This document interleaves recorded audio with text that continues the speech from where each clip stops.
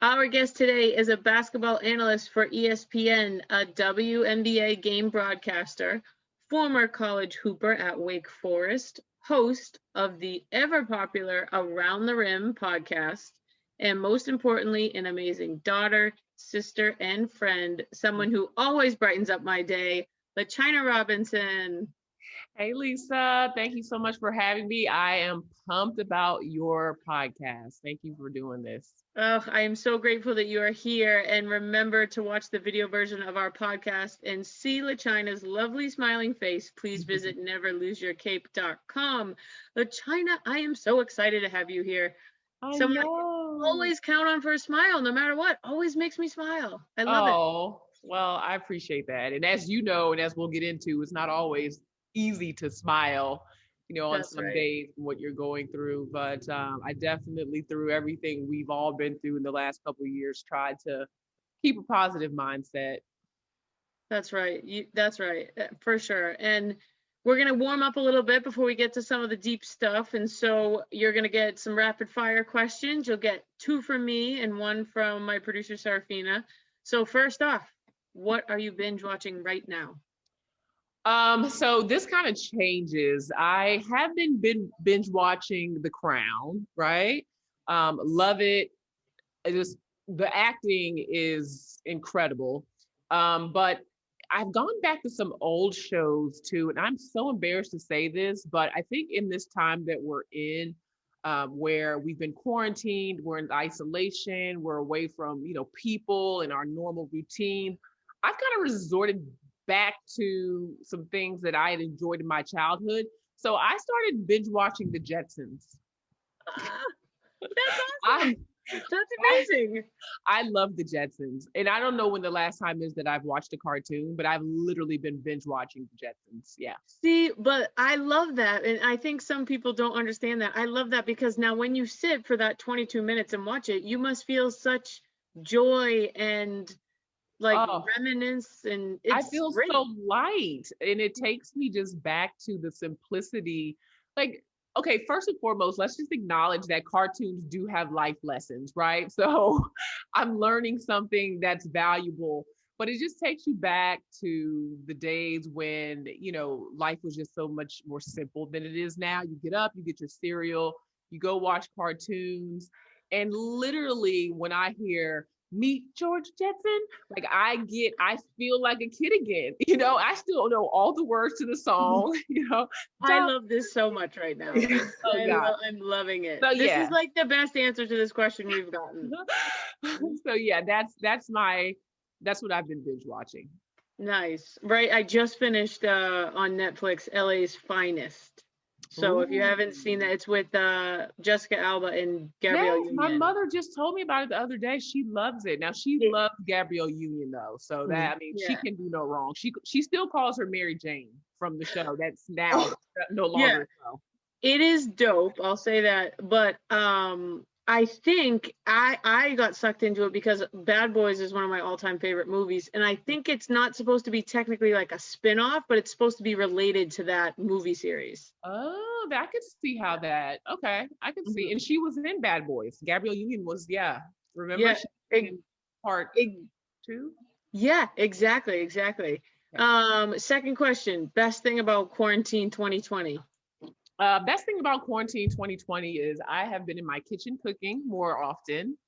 There were so many things that I didn't realize I did not even have in my kitchen because I'm never in there. I'm single and I don't have any kids. So usually it's like, oh, well, let's just Grubhub. Or, when we were not in quarantine, I would go to a restaurant. So I have bought things like a cheese grater, did not have one of those. Like there's so many. I have a latte machine that I got for Christmas. Not that I bought myself, but I love lattes. And since I can't go to Starbucks like I normally would, so my kitchen is nicely stocked. Made my first smoothie. I've had a smoothie maker for almost 2 years, but just made my first smoothie. So that's been the best part is I feel like I'm putting healthier things in my body. Amazing. That's so awesome. Hi, LaChina. Thank you so much for being here. My question to you is, being a former hooper, who was your favorite player growing up? Yeah, so my favorite player growing up was definitely Lisa Leslie. She was the first player that kind of caught my attention. It was the 96 Olympic team. I was a late bloomer, so I didn't start playing basketball until I was like 14. But I saw Lisa in the 96 Olympics and I was like, oh my goodness, she is so beautiful and she is such a beast on the court. Like Lisa had an attitude. Like she would come out there with a bow in her hair and then just put 20 and 20 on you and you're like, okay. Like she had this dual personality thing happening, but she was just so powerful and very charismatic. And at that time I was kind of um I was semi-committed to basketball, but seeing what she accomplished by getting a scholarship and all that she was able to do through sport, she definitely is someone who inspired me to continue more seriously with my career, and gave me a vision for what I could be. That's awesome. Also, amazing answer because Lisa is actually going to join us for an episode of Never Lose Your Cape. So Yay! so our listeners out there, tune in March. You will hear from the Yes. Lisa Leslie. That's awesome. You know all the big time. Look at you. Mhm. Do you see how Lisa just flexed on us though? She was Yeah, like, exactly. Yeah. I've got your favorite player coming on mine. Let me tell you, Lisa is such a phenomenal person. She's a phenomenal mom. I love her so much. I'm so excited she's going to be with us. But that was awesome. Thank you. And can we talk about, which I'm going to ask her? You know, Love and Basketball was based on her, right? No. Yeah, like based on her. Like she like sat and like gave advice to the movie people. I Love did it. not know that. We're See, gonna that's talk something. about that. So Yeah, you come need to back break for that out on your podcast. That should be your only warm-up question. Just spend your first 15 minutes on that. I like it. We're doing it. Yeah. Mental note, we're doing it. All right, let's get into it here. Now, we're talking to LaChina. So set the scene for us. Take us to your journey. You are, as we mentioned, my favorite rainbows and cotton candy and sunny person. But every sunny person has some dark times. And we're not trying to bum anybody out here. We're trying to inspire others with messages of hope and perseverance here. So take us through your journey. Yeah, well, thank you, Lisa. And I think to your point, what some people don't realize is often the sunniest people have had the darkest valleys. And I found myself in the darkest valley of my life that I hope I'll ever experience. Probably about 15 years ago. I was 26 years old, may have been 27, somewhere around there. And at that point in my life, I was working in athletic administration and, felt like, I loved my job. Everything was going fairly well in my life, no complaints, right? You're in your 20s, you don't even realize how good you have it, But it all started one night when I was just, laying in my bed and I just started to become very aware of everything that was happening with my body. And I was like, oh, okay, this feels weird. And I haven't actually been feeling that well lately. And maybe I should go to the doctor. So I started to, hadn't been taking a physical in a while and hadn't really been getting my normal checkups. And, but I did have this long-standing issue of what they call gross hematuria, going back to my college days, which means blood in your urine. So that can be a very scary sight, obviously, especially for a young woman when I was in college. And I had gone through some testing and they always said, we don't know why it's happening, but there's nothing wrong. But you're not supposed to be bleeding, right? So it had been happening up until this point. And I think all in that moment of me having this self check-in with my body and thinking about this gross hematuria, it was like, oh my God, what if there's something there and they just never found it? So I decided to start all the investigating again, going to a kidney specialist. And through that process, it's interesting how my mind started to spiral down this road of you're sick, you're going to die. Like something is wrong with your kidneys. Why have you been having this issue with blood for so long? And literally within, I would say, a matter of months, my body started to physically manifest so many other things that I could not even begin to imagine could ever happen to someone in their late 20s. In addition to the gross hematuria, and I had been getting tested for a number of things, but I was starting to have breathing problems. I was, I actually went for a gynecological checkup and was told that there was a possibility, this is just a regular checkup that I would have, but there was a possibility that I had a cancer, that a cervical cancer, which just blew me out of the water. So there were all these health issues just piling on, piling on, piling on. And literally, I'm now talking 8 months into the process of tons of testing. I had a, gosh, what do they call it? Look, that's funny. I can't even think of what it is now, but that my mother gets where they, oh, I have a colonoscopy. Mhm. I had, multiple scans. I had heart checks, all these different tests because I just was feeling awful. When I tell you, I was getting up every day exhausted at 26 years old, at 27 years old, and would come home at 5 o'clock, lay down, go to bed, and just could not get up. I was wiped. I was having breathing problems, just so many physical issues. So I ended up going to Duke to see specialists because I lost faith in the doctors I was seeing in Atlanta. And during this time, I think the hardest part was that I could not wrap my brain around anything except this gloomy, doomy end to my life. Like, I was like, I am sick because I haven't taken good care of myself and I'm probably going to die.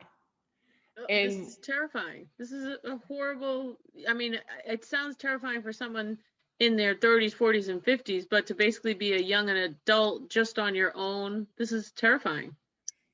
and I had a journal, Lisa, where I was like writing down symptoms every day, and every day it would be something different. You know, wake up, oh, I have this excruciating pain in my back. Like literally parts of my body were just out of whack. And so, through all of the challenges, I think the toughest for me was definitely the mental, trying to get the negative thoughts out of my brain, trying to be positive about my condition. I was exhausted at that point mentally and physically because even though I was sleeping at night, my body wasn't resting. I used to sleep with my Bible on my chest, because that was the only way that I felt safe. I was like, well, I know if God is close to me, if my Bible's close to me, then God will protect me. And I'm a woman of faith and prayed and prayed and prayed and prayed. But if I had to describe what this time really felt like for me, it would be the one time in my life that I felt like I was apart from God. I did not feel the presence of God in this time and could not dig myself out of this negative place, in this dark valley. And how long would you say that you're going through these testings? It's 8 months of testing. How long would you say you sat in this really dark place? Oh gosh, I mean, it was for months. I would say, I mean, I think all in all, it was at least a year Oof, that I was That's a, going through. Yeah, that's a it's a long. long time. Oh my And God. and and at this point, you're still getting up. You're going to work. You're being around other people. Did people start to notice, hey, this like LaChina isn't the way she usually is, or did anyone ask you questions? Because you're not just in the fetal position in your bed 24 hours a day. You're getting up and you're going to work. No, I was getting up and going to work, and I think people could notice the weight loss. I had probably lost about 15 pounds at that point. So I think they noticed that because at that point, I'm not as thin now. 15 pounds would be good right now. But at that point, I was like already thin. So losing 15 pounds was noticeable. I almost quit my job, which when I look hindsight, my job is probably something that helped save me because I needed to be around people. I needed to feel life. I needed to remember my significance and my importance in the world. I needed to encourage other people so I could then in turn feel, that encouragement. And so no, there were days that, I would email my boss and then I would delete it. Like, I can't do this anymore. Like, I just want to lay in my bed all day and never get up. So Um, when you're in that dark place, did you, we've spending a lot of episodes talking about a toolkit that Yeah. we can use and our listeners can use that when they're in this dark place, really struggling. What were some things in your toolkit that you started to experiment to try and pull you out of this dark place? Therapy, number one. I mean, therapy is something that I believe in to this day. There were a lot of things that I was dealing with from my childhood that I didn't realize I was dealing with that was affecting my mindset around this physical issue I was having. And then also, you just don't realize how you need to know who your support team is. And I say support team, that could be your parents, your best friend, your pastor. It could be whoever those five people, we used to say Fave Five. I don't know what that was. It T-Mobile? Whoever those five people are that give you strength, give you support, give you encouragement, will be there for you in the ninth and 10th darkest hour. Knowing who those people are and trusting in them to help you I was so independent. I still am, so I woke up many of those mornings like, I'm just gonna go through this, and I'm not gonna tell anyone. My dad was living very close to me at the time, so he would get up with me in the morning and pray and go to some of my appointments with me, but I still felt this level of shame for some reason. It was like, how did I get here? Like, why can't I dig myself out? And you almost don't realize that I don't care how good you are at your job. I don't care how healthy you may feel at any given moment. I don't care how great your year is going. Any one of us can be leveled at any time. I mean, brought to your knees. Mm-hmm. And so I had this sense of pride and was humbled and reminded that, again, life is so delicate and you never know what's going to happen. But having the toolkit, therapist, definitely, having your Fave Five. But for me, it was just remaining in faith. I mean, I'm a person of God, and there were so many moments where I wanted to lose that faith. But whatever your foundation is, whatever you believe, whatever just makes you feel a sense of purpose, staying close to those things during hard times is important. I love that. So therapy, by the way, huge proponent of therapy. Love it. Go to it myself. Have for many, many years. Finding your support system, your five people that you can count on the most, and prayer or whatever finds, there's some people that meditate or that, just sit quietly. I think those are three really important things for any person to at least try to have. Our hope is that our listeners will try these different things and hopefully find something that works for them. Yeah. And I think what you said, I think is really, really important to hear is that shame is such a sneaky emotion. Yes. It's such a unpredictable emotion, and that the weirdest things, it doesn't have to be, it can certainly be something dramatic like a sexual assault or whatever else you might find, alcoholism or addiction or something like that. But sneaky things like you mentioned, like this was a medical illness that you were having that, shouldn't carry shame, but you felt shame. And I think, for me, that was like losing my job. When I was laid off with 500 other people, that for me carried a lot of shame. And I think it's such a sneaky emotion. And I think the way you combat that is exactly like what you said. I think that the more you talk about it, the less power you give it. Yes, absolutely. And the other key with shame is, again, just remembering your your human side, like we, especially as athletes, we're taught, you're strong, you're powerful, you can defeat this, you just got to work harder, but there's some things that happen in life that there's no hard work that can dig you out of. Right? We all have to learn life lessons as they come, and to play the hand that we're dealt, essentially. But the shame can really be a tough thing. It can also keep you from the help that you need. The more shame you feel, as if it's, I was thinking that, because I drink too much in college, I was like, this must be it. And I really actually didn't, but I started to evaluate like what things was I doing to my body along the way that got me in this position. And it was like, no, like sometimes things just happen. Mhm. How do you think children get pediatric cancer? How do you think, people die suddenly in car accidents? Like things, life happens. And the first thing and the best thing you can do is not to blame yourself. Mhm. Now, when you're in this, I want to go back on your journey a little bit. When you're in this and you're going to doctor's appointments and you're getting up and you're going to work, was there a point where you were like, okay, this seems to be my life now. I'm in pain and I get up and go to work. But did you have something in you that was like, I can still do this? Yeah, and it was really my faith, and it was verse Jeremiah 29:11. Basically that God had a plan for my life, and it was a plan for my good. Like I hung on to that verse. I was like, oh no, this can't be how it's going to end. Like, just really meditating on that. I also meditated. There was a verse about, and I think it was either First Corinthians 10:5 or, but it was basically about taking your thoughts captive and making them obedient to Christ.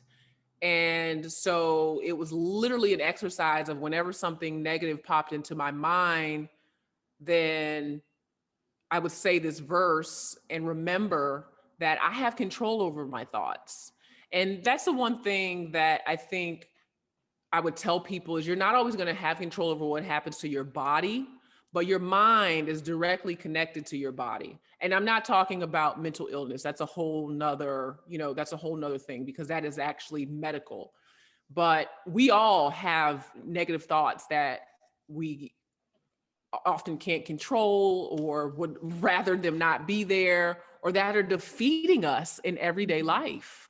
So reminding myself that, okay, I may not be able to control what's happening here, but I can control what's happening in my mind and really focusing more on putting my thoughts in a positive place so that I could do everything that I need to do for my physical, but actually believe in my mind that there was going to be a positive outcome. Did you ever feel like before you got to that point, or maybe a better question is, now you're doing this. I love that basically what you're talking about is a gratitude exercise in your head. Yes. And we had another guest on that mentioned that as well. I think that can be really powerful. Did you feel like as you practiced this more and you sat in prayer and you leaned on your support people, that things slowly started to get better? Like, talk to us about, because obviously you're here and you're in your 30s now and you're amazing. And like, how did you get to where you are from that point? Well, there were obviously some actual physical issues, right? The issue of blood, which after 7 years actually went away on its own. It's just the most incredible miracle. I can't explain it. But there was some physical things happening with me. But ultimately, Lisa, what I realized is that my body was defeated because my mind was defeated. So the process started of saying, these verses every day and getting into my affirmations and believing in, going to church, which is something that just everybody has things that make them feel hopeful.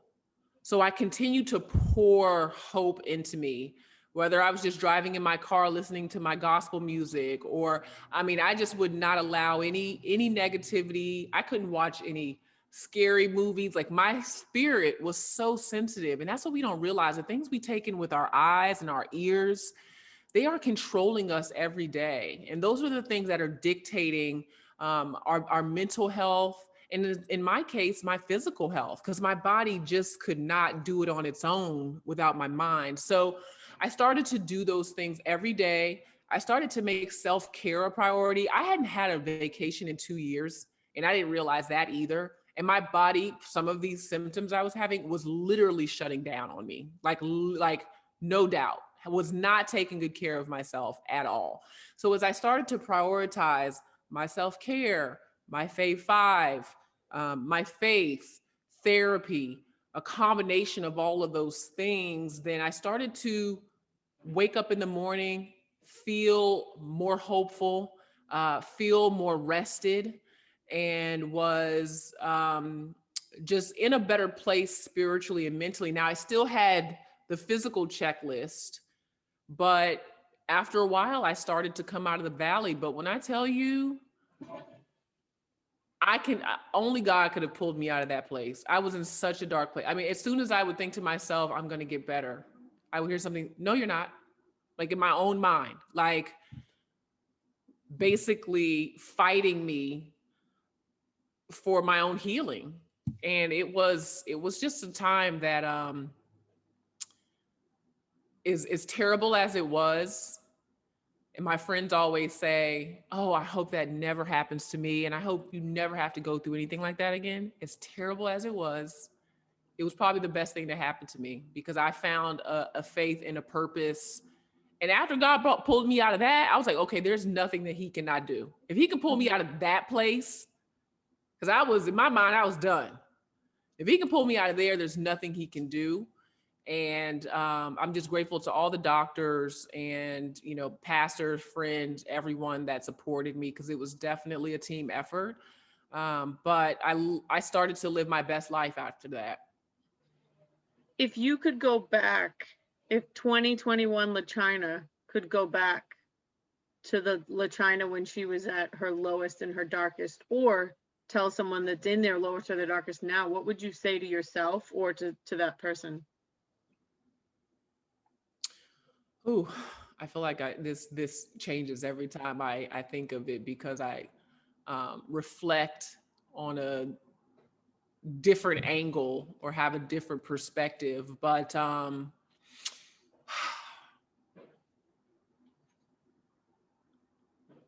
I would just say that every day is a new day. You know, like allow every day when you wake up to put things behind you, to have a positive outlook going forward, despite what's already happened, despite what your past may look like. Your future can look very different. And I think one of the most powerful things during that time for me, or the thing that held me powerful in a bad way, was I would wake up in the morning already dreading, you know, what doctor's appointment do I have? Let me step on the scale and see if I've lost any more weight. Oh, I wasn't able to eat anything yesterday. That can't be good. Like never giving myself an opportunity from waking up in the morning. And that's why a lot of people wake up and they meditate and they pray and they spend that time first thing doing something positive, something that breathes life into you, because that sets the tone for everything else. Is your mindset in the morning and when you wake up. And so even if it may seem so dark, and it can be, there's always a new day. There's always a new sun, a new opportunity, and a new outcome. And I think with that too, you have to decide, you got to decide you're going to get up and step into that day. I think that's really an important part of it too. Yeah, you know, going. Keep going. You were saying, you know, about the verse. Which verse did you say that was really powerful for you? There was Jeremiah 29:11, and then there was 1 Corinthians or 2 Corinthians 10:5. Yeah, it's so, I find it so interesting. So my youngest child, who's 1, when I put him to bed every night, I say Joshua 1:9 to him. It's on his wall in his bedroom, and his godmother gave it to him when he was born. And it's, you know, Joshua 1:9 is, be strong and courageous and do not be afraid, for the Lord your God is with you wherever you go. And, you know, when I was struggling with some things, it's so funny how every single day, you know, I say that to my son, and sometimes like we need to sit in what we say to other people. Like somebody told me one time when I was asking them advice on someone, they said, what would you say to someone if they asked you that? And sometimes like Mm. we're better to other people than we are to ourselves. Isn't that true? Because I consider myself an encourager. I mean, that's I feel like one of God's natural gifts he's given me is I see the positive, that's my mindset. Now, during certain times of life, not so much. I definitely, and during this quarantine, I've been challenged to see the bright side of some of the things that have happened. But I consider myself an encourager all day, but I could not pull myself out of that place. I mean, I always see good in everyone else's situations, right? But when it happens to you, everybody else, you're like, oh, you're gonna be fine. For me, I'm like, oh God, this is it. This is the end. Like, so. And I think one thing that's important about your story that is important to remember is that you're not going to get better overnight sometimes. Like this was a long journey for you. Oh God, yes. And when I tell you the number of things, that's another thing that got me in trouble. Google, like trying to get on the computer, diagnose myself, find this specialist. I mean, the different types of healings, holistic, natural. I was talking to this person and that person I was all over the place because fear does that to you. And that ultimately was at the root of everything I was feeling was fear that something that had never wasn't going to happen to me and never did happen to me was going to happen. And controlling your fears is something I still battle with even today. Cause you get a call and they're like, oh, hey, you want to come and do this thing? And you're like, oh, great. And then you hang up and you're like, well, what if I'm not good? Or, you are dating someone and, you guys have a bad week and you're like, oh, maybe they're going to break up with me. It's those little, what seem like small voices in your mind. Ugh. I mean, fear, unnecessary fear and anxiety. And that's really a big part of what I was experiencing was fear, anxiety of things that weren't ever going to be my outcome.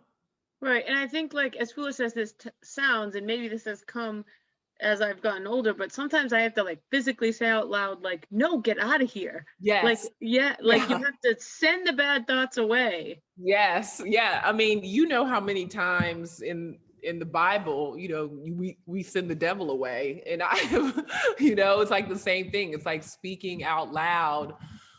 Sometimes you have to do it. You have to hear your own voice. Just say, no, like that's stop, or you got to turn something on. And that was the other thing is like, I realized how important it was for me to constantly have positive messages coming into my mind. And again, it was the music, what you're watching, the people, like, especially in the times we're living in now with social media, you don't realize how emotionally affected you are every time you swipe.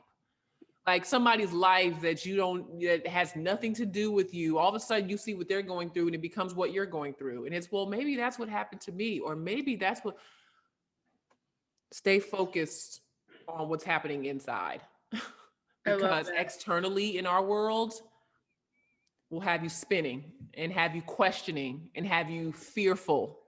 So you have to really stay grounded in the things that you know and the things that you believe. Tell me something that brings you extraordinary joy that you didn't, when you were in this low point, you didn't even think was possible. What's something now that brings you such extraordinary joy? Something that brings me extraordinary joy that I did not know then. People. Like, I felt such isolation during that time and I wanted to be alone because of that shame, because of that fear, because I, did not want to even begin to embrace what I was actually going through. I pushed people away and I realized just the genuine love I have for people and being around and how I'm fed. Now I'm an introvert. Nobody believes that. I actually get my recharged being by myself, but to be an encourager, to be a mentor, to put a smile on someone's face, tell someone they've done a great job. Like those might seem like small things, but those are things that make me happy. Like telling someone they look beautiful or being there for someone when they need me. Like, I love people. And that's my purpose, honestly, is to lift other people up and to be a light and to be an encourager. And now that I've gone through what I've gone through, I can help other people in their dark places. And that's important because we all are going to hit a place where we feel hopeless.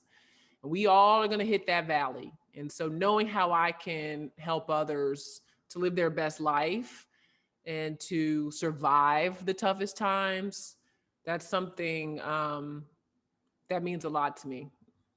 Oh, I love it. Such a good answer. Final question. What is your message of hope that you want other people to know? Message of hope. That your worst place can lead you to your best life. That's what happened to me after I hadn't really started my career in broadcasting at that time. I had not really had an intentional purpose in my life, with my relationships, with my faith.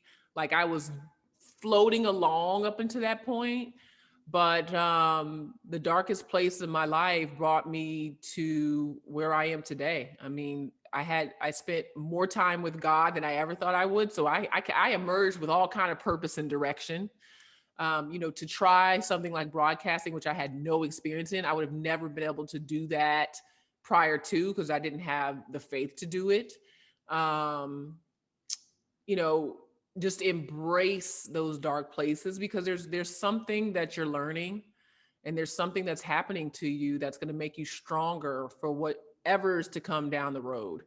And in my case, and I think in most people's cases, once you get through that valley, it's usually something really, really good, in a more fulfilling life, in a more compassionate life, in a more appreciative. I mean, the gratitude that you have when you can get out of bed without pain, the gratitude that you have when you don't have to go to the doctor for a checkup for another 2 years after going almost every day, the gratitude that you have, knowing what it feels like to be hopeful again, and when your smile comes back for the first time.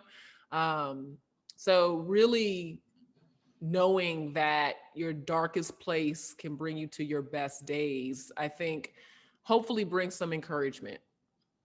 Oh, I love that. You warmed my heart with your words. Thank you so much. Thank you, LaChina, for being so vulnerable with us and for sharing your story of perseverance with all of us. To our listeners out there, if you have any further questions or comments for myself or LaChina, please visit our website, neverloseyourcape.com, and send us a note in the Contact Us section. And as a reminder, to see the video version of this episode, you can visit neverloseyourcape.com.